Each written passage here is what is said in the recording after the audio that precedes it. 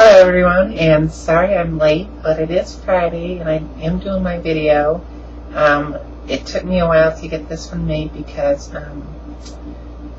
I kept doing it and then having to redo it because I kept forgetting some little minor parts in there.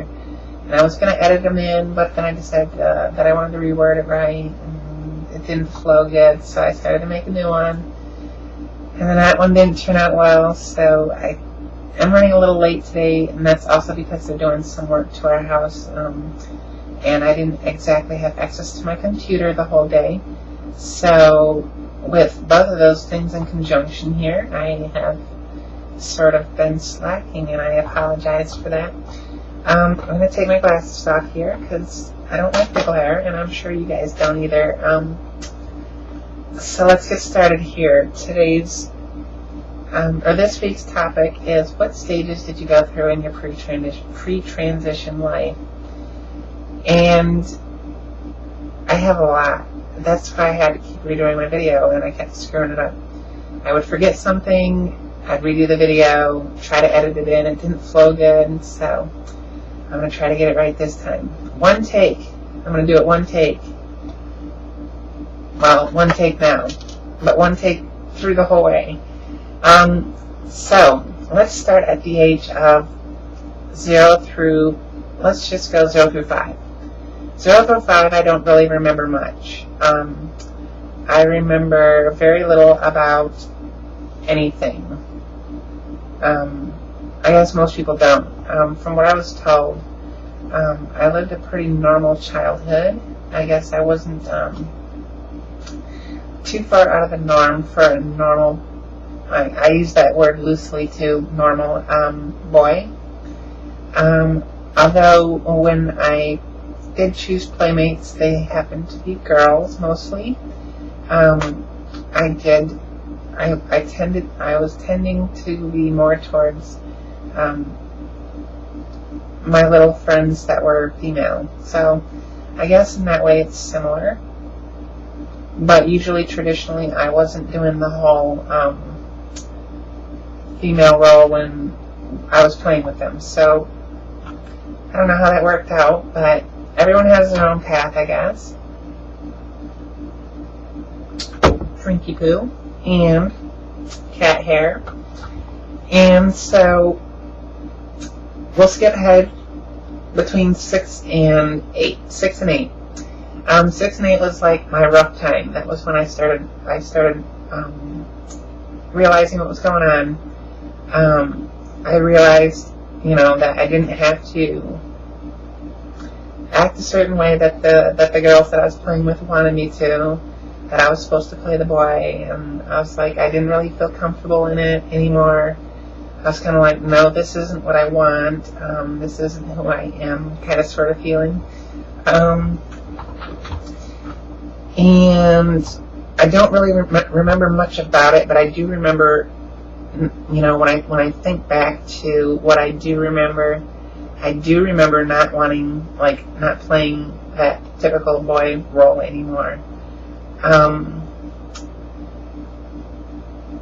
You'll notice as you get to know me as a person as a whole, I was prior very easily persuaded to do things. I usually there's very few people that I care about enough to put up a fight with them, to try to get my way, or to try to talk them into something that isn't right for them, or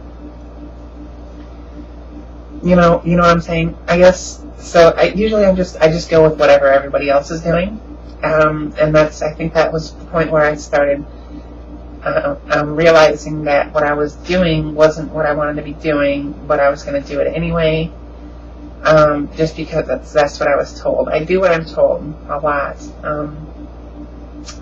So between 6 and 8, some things happened that were pretty life-altering.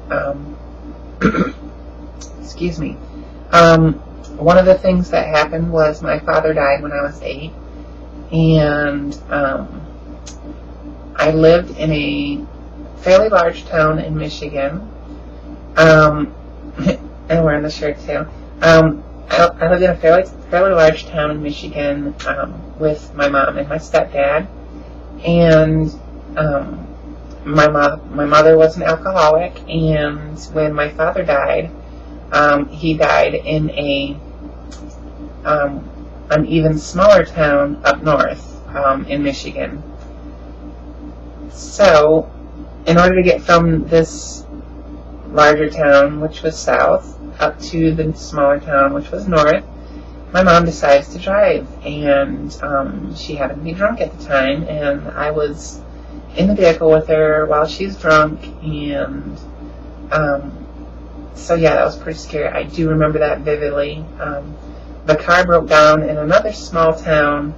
Luckily, thanks someone, I don't know, thank Ford dealership, because they built a crappy small Ford Festiva car, and the clutch went out. So I probably was saved by a crappy manufactured car. No offense, Ford dealership. Thank you very much. So yeah, so that happened. And I'm just going over this to give a basic overview of why I am the way I am today. That's the sort of stages of what I went through in my thinking patterns to do what I want to do. I hope you're following along. I hope I don't get off on too far of a tangent here. But also something else happened, and I don't really like to talk about it, but there was some issues with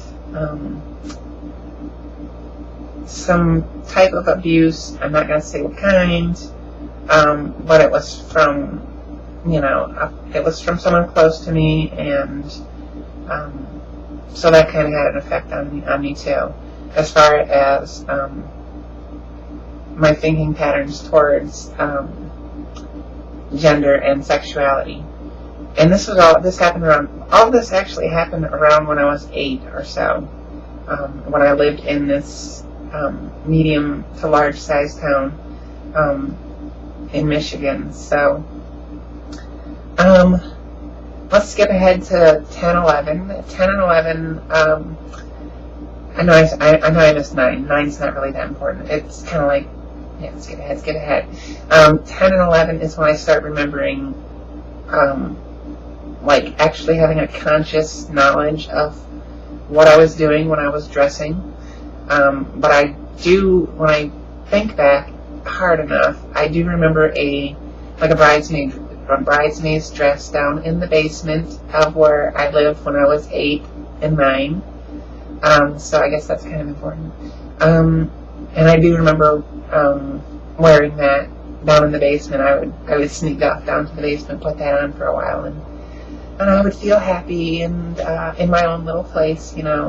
Everything was right with the world. Excuse me again.